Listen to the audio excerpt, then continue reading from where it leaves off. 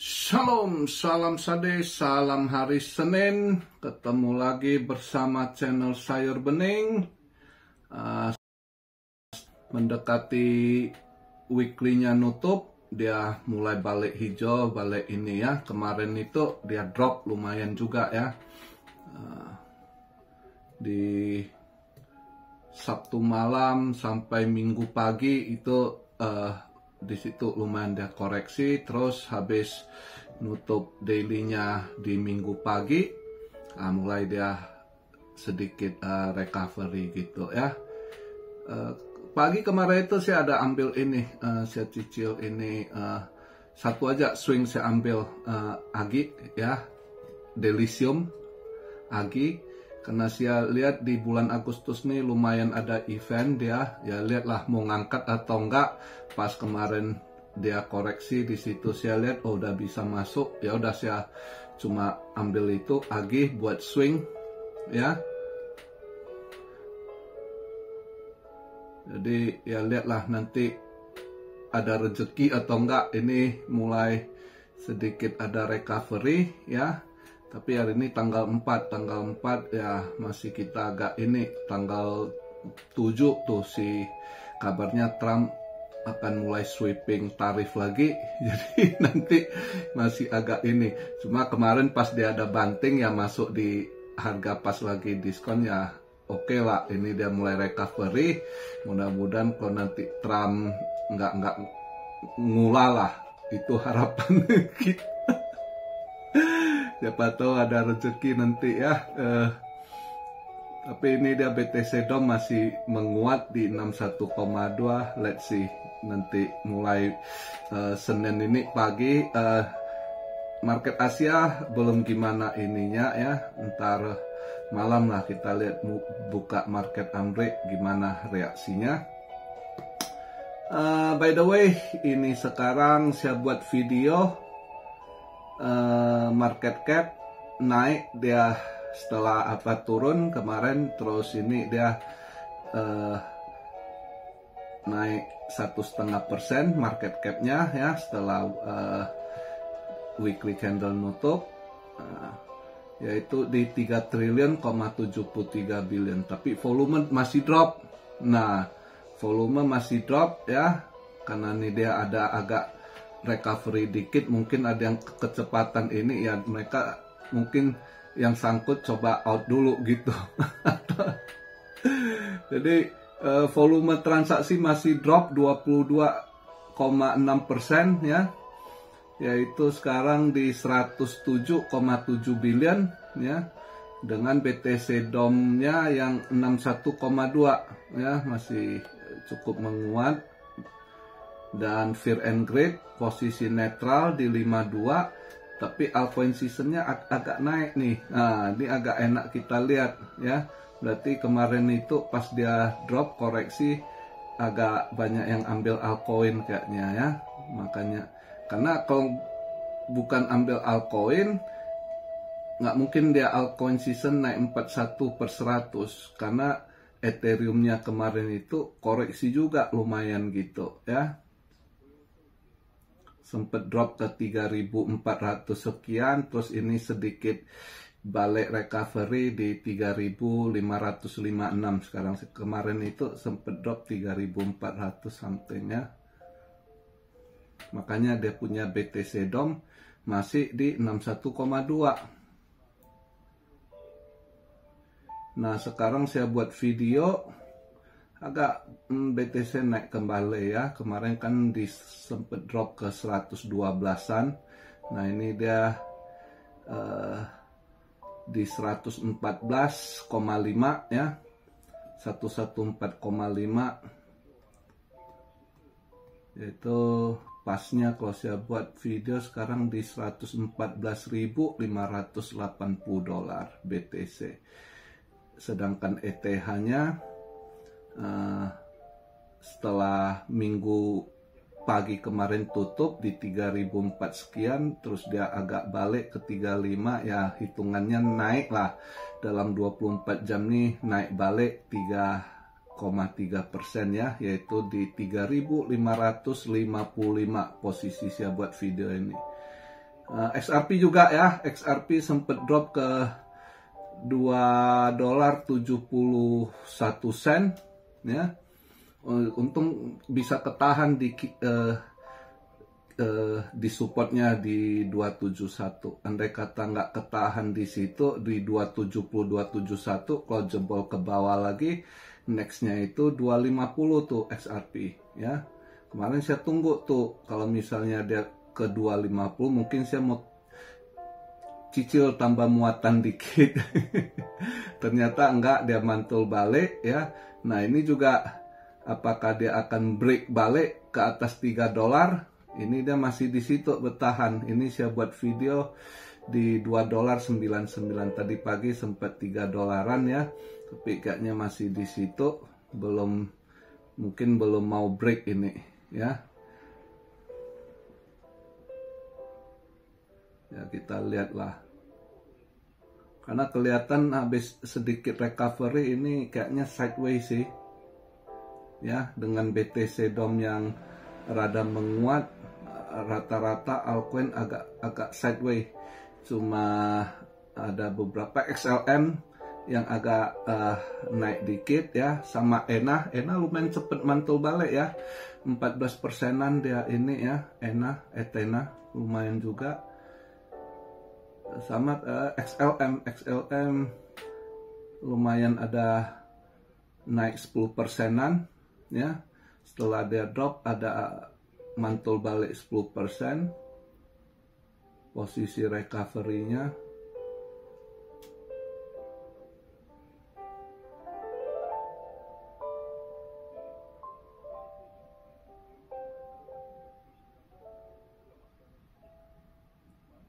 overall yang lainnya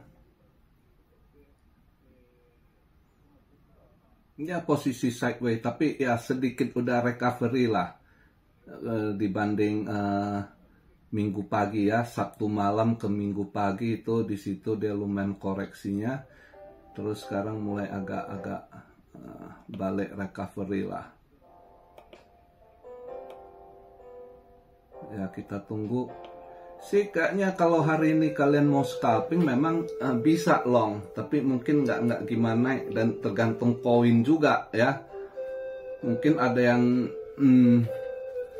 sideways, nggak gimana gerak naik. Kalau ada yang agak naik sedikit,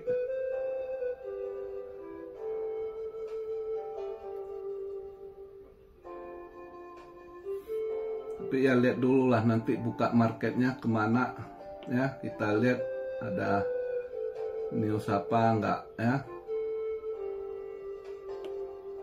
Nah kalau untuk event hari ini juga saya ada ambil sell tadi pagi, cuma agak telat dikit, padahal saya mau pas ini buka market langsung saya ambil ini short, tapi nggak keburu ya, udah ada agak ini ya udah. Terus tadi saya ada masuk di 3361 itu ya, 3360.80, 3361 lah saya masuk di situ, ambil posisi short untuk SAL. Lihat ada rezeki nggak di hari pembukaan Senin ini ya, nanti lihatlah ada rezeki atau enggak.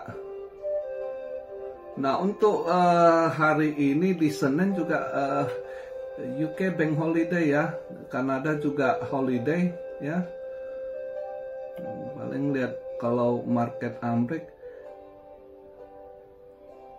pagi ini yen balik menguat ya, setelah waktu kemarin itu di Kamis atau Jumat sempat ke 150 ya. Ini dia menguat balik. Market Asia ini agak positif, langsung dia kemarin itu weekend dia nutup di 148,1, terus begitu buka market Asia langsung menguat. Untuk yen sempat tadi pagi di 147,2 tadi pagi tuh pas buka market, sempat menguat kenceng. Sekarang di 147,6 untuk yen, tapi lumayan lah menguat ya. Jadi buat anak-anak Indo ada selalu kalau yen melemah selalu kau tolong bahas yen gimana. Mungkin anak nih kerja di Jepang, mungkin mau kirim duit selalu pantau ya. Atau ada simpet pegang yen ya. Begitu yen agak melemah dia langsung komen kau tolong bahas yen kau. Ini agak menguat balik lah ya.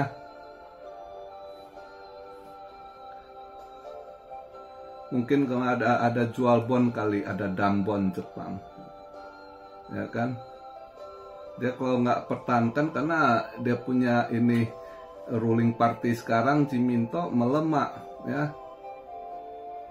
Setelah election kemarin lumayan Sanseito naik gitu. Pada ini semua maunya perdana menterinya suruh turun, tapi perdana menterinya bilang enggak, gua masih mau menjabat, katanya si Ishiba. Jadi paling enggak dia mungkin coba untuk bangun good image lah. Jadi yen melemah mungkin dia coba atur langsung ini kan, dambon US bond, buyback yen biar agak menguat ya. Nah untuk hari ini sebenarnya nggak ada gimana event sih ya. Untuk Amrik factory order ada drop loh ya 8,2. Tapi saya rasa hari ini mungkin dolar bisa agak menguat balik ya. Dia kemarin sempat drop kan karena data labor, Trump ngamuk loh. Ternyata data labor setelan Trump udah tahu lah. Saya kan dari dulu saya ngomong BLS itu udah disetir sama Biden, udah dipoles ya kan, cookbook kan.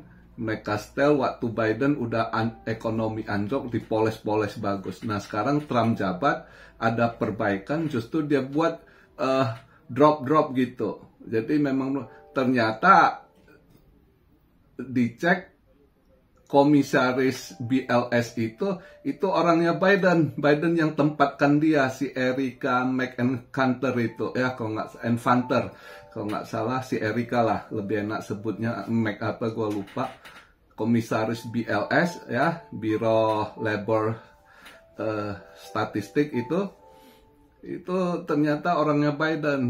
Trump ngamuk suruh pecat itu BLS, siapa orang ini disuruh pecat. Karena mereka sengaja nyetel begitu ya untuk merusak citra Trump yang Trump anggap dia udah banyak pembaruan, tapi kenapa NFP-nya drop, reportnya drop, padahal ada ini cipta lapangan kerja ya kan, dari data dia Gedung Putih, orang-orang dia kan dia cocokkan sama BLS, nggak cocok. Ini BLS ya memang udah ketahuan, dia telat. Kita aja di sini channel sayur bening udah tahu BLS setel itu waktu si Biden jabat, udah tahu kita waktu itu dia poles, dia makeup bagus ya kan. Nah sekarang begitu Trump jabat dia setel drop, itu merugikan juga. Bukan Trump aja, Republikan. Jadi bangunlah image Republikan, nggak bisa atur ya kan, ekonomi terus lemah, pengangguran meningkat, ini tuh ngamuk Trump order suruh langsung pecat si Erika sama anak-anak buahnya lah, orang-orang ini. Jadi dia ternyata di BLS memang ditempatkan sama Biden untuk setel dulu ya kan. Jadi ya mungkin hari ini, makanya saya perkirakan, karena kemarin itu gold juga udah naik kenceng, tiba-tiba hijau tebal kan. Nah tadi pagi saya sebab agak telat saya cek market karena saya ada kerjaan, kita ada kegiatan ya. Nah terus pas ada waktu saya cek posisi dia sempat di 3368, saya nggak sempat masuk di situ. Nah terus ini sempat dia drop, terus balik lagi di 3360,80 lah. Let's say 3361 lah, posisi itu saya ambil short di situ. Karena saya rasa mungkin dolar bisa menguat dikit ya, buka market hari ini untuk market Amrik.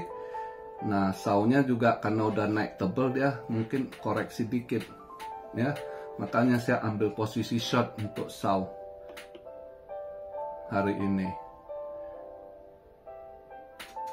Sedangkan untuk event sih hari ini nggak ada gimana juga ya. Nah, kalau untuk crypto, kalau kalian yang mau scalping ya memang lebih milih sekarang hari ini bisa kalau kalian mau posisi ambil long gitu ya. Kalau mau long, Sui boleh kalian coba lihat ya. Sui itu kayaknya bisa, sekarang saya buat video di $3.49. Saya rasa masih bisa naik Sui ya.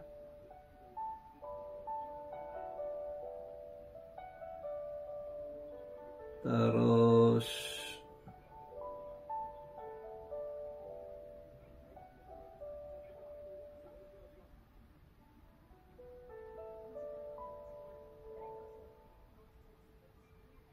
Memcoin PP boleh, PP Memcoin ya. Itu mungkin bisa. Tapi belum terlalu ini sih, belum terlalu kuat ya untuk mantul. Sui sih saya kalau hari ini lebih kayaknya Sui boleh ya. Mental MNT kalau kalian pengen long bisa juga ya. Sama Penggu boleh coba kalian pantau juga. Penggu mungkin masih bisa. Penggu belakangan ini agak cepet mantul balik dia ya. Itu sih beberapa kalau kalian yang gatel tangan pengen scalping. Nah, kalau swing saya kemarin udah ambil Agi ya. Agi lihatlah, karena saya lihat bulan ini lumayan dia agak banyak event gitu ya. Terus saya lihat komen ada kok bahas itu payment ID atau apa. Ya, payment ID apapun yang diinikan ujungnya itu pengontrolan. Sekarang itu apa yang dilakukan itu semua ini pengontrolan ya. Jadi udah kebaca sekali ya di pemerintahan Indo itu sistem yang dibangun itu orang-orang yang duduk di situ udah ngikuti arah-arah para globalis gitu ya. Itu rakyat itu akan dikontrol transaksi ini itu. Kalau lihat dari kejadian-kejadian belakangan ini Indonesia ya, saya rasa kurang dari 10 tahun kalian semua udah akan terkontrol, nggak gerak lagi ya. Lebih cepat yang di kota, karena anak-anak kota pengen instan, mereka nggak sadar mereka masuk jebakan ya. Mereka top up cashless ini itu ya, semua ikuti ini ya, Anda terkontrol. Tapi buat cuan army masih ada ini sedikit waktu ya. Kalian ini karena sekarang akan dikontrol, semua akan dipajakin kalian. Pemerintah sana udah kayak preman ini. Saya dengar sampai kondangan ya, orang kasih amplop juga itu dipajakin. Gua nggak tahu bener atau nggak bener ya, cuma saya ada lihat yang beberapa ini saya lihat di orang komen di IG, mereka buat status atau di TikTok gitu. Jadi makin ini, tapi ya udah jelasnya kalian akan masuk perangkap itu. Tapi untuk mendelaynya, kalau untuk menggagalkan nggak mungkin, ini udah dalam proses. Cuma kalau untuk mendelay, menundanya biar lebih agak lama terjadi, ya kalian jangan terikut arus gitu ya. Cashless payment semua pakai digitalisasi. Di kota mungkin akan lebih cepat dikuasai. Daerah-daerah kalian harus jangan temakai, usahakan masih bisnis transaksi pakai cash. Terus juga nggak usah terlalu ikutin ini, kalau bisa selalu under table gitu ya, temen yang kenal gitu. Dan sekarang ini memang sementara saya lihat berita yang PPATK blokir rekeningnya udah katanya dibuka balik kan. Tapi ini sementara atau ada next skenario lain ya. Intinya sulit dipercaya mereka. Kalian lah rakyat harus pinter-pinter. Kondisi saat begini, ini jujur ya, apa yang mereka buat, kebijakan, undang-undang, itu memang sangat tidak menguntungkan untuk rakyat menengah, apalagi bawah ya, menengah atau yang kaya tanggung. Yang kaya tanggung juga nggak bisa, atau yang kaya ini. Tapi buat mereka yang pejabat-pejabat yang koruptor, banyak aset di luar, orang kaya atau pengusaha besar, mereka masih bisa manage, bisa atur di luar. Mereka bisa buka rekening luar, masih bisa ini itu, masih pinter-pinter ngolah lah. Tapi kalau kalian yang nggak ada rekening luar atau apa ya, nggak ada anak di luar sekolah, nggak punya ini itu, kalau misalnya kayak saya aja lah ya, misalnya saya nggak kaya, tapi kebetulan saya ada posisi luar, saya legal di luar, saya bisa buka rekening, saya juga kalau pulang Indo, saya mau buka rekening bank juga bisa, ya kan? Tinggal saya atur, saya punya aset, ya kan? Nah, misalnya, ini udah kebangetan pajaknya gitu ya, emas, transaksi kecil aja kalian udah dipajakin gitu, ya. Di sini, transaksi emas ya dalam setahun itu kurang dari 500.000 yen keuntungan, itu kita nggak kena pajak pendapatan ini karena waktu kita transaksi udah kena PPN gitu ya. PPN-nya tetap kena, tapi pajak penghasilan PPH nggak kena gitu. Nah, jadi kalau di Indo setiap transaksi besar kecil Anda udah kena. Ini aturan baru kripto aja, begitu Anda transfer duit aja udah duluan kena dimakan kan. Jadi udah ini, pokoknya pinter-pinter kalian lah ya bagi-bagi aset. Saya rasa untuk sementara ini, karena dengan sistem mereka kontrol, Anda suatu saat misalnya salah atau apalah, Anda diblok, langsung di blacklist. Itu fakta kondisi sekarang ini. Kalau udah dikontrol mereka, Anda misalnya yang punya keluarga ya kan, tiba-tiba Anda di blacklist, di blok dengan entah ada alasan apa, entah sengketa apa, tiba-tiba Anda bisa nggak gerak. Anda punya keluarga, Anda nggak bisa kasih makan karena Anda nggak bisa duit Anda. Nah, inilah mulai sekarang kalian udah pinter-pinter ngatur. Ini saya sedikit kasih masukan. Duit kalian itu kalian separate ke aset dan bukan satu nama. Ya, bisa aja sekarang Anda taruh nama istri, nama anak, Anda separate gitu. Andai kata Anda kena blok, anak masih bisa. Misal Anda beli emas gitu kan, pakai aja nama anak. Suatu saat anggap kenapa nama anak ya, karena anak hadiah ulang tahun kayak hadiah apa terserah. Terus Anda juga, anak juga harus Anda buat rekening. Jadi kalau suatu saat Anda kena blok, rekening anak Anda. Jadi pinter-pinter ngaturlah kalian sekarang ini ya. Mumpung ini belum terlalu ini masih agak acak kadut, manajemen mereka masih belum jelas. Tapi kalau nanti semua udah terorganisir, terkonek, satu arah, satu pintu, itu udah nggak ini ya. Jadi masukan saya mulai sekarang buat kalian yang ada aset-aset, begitu juga kripto, bagi beberapa wallet gitu ya. Pakai nama, asal inget passwordnya ya. Jadi pokoknya pinter-pinter inilah ya. Dan juga bagi pun jangan terlalu banyak besar nominal. Jadi kadang agak nominal yang agak kecil, kalian lihatlah minimum mereka cas atau apa. Pinter-pinter inilah atur sesuai keuangan. Itu yang bisa saya kasih masukan. Karena percayalah, saya rasa dengan kondisi sekarang, dengan sistem pajak mulai mereka dengan digitalisasi semua sistem yang dibangun, saya rasa kurang dari 10 tahun lagi kalian rakyat Indo dikontrol total. Udah kelihatan.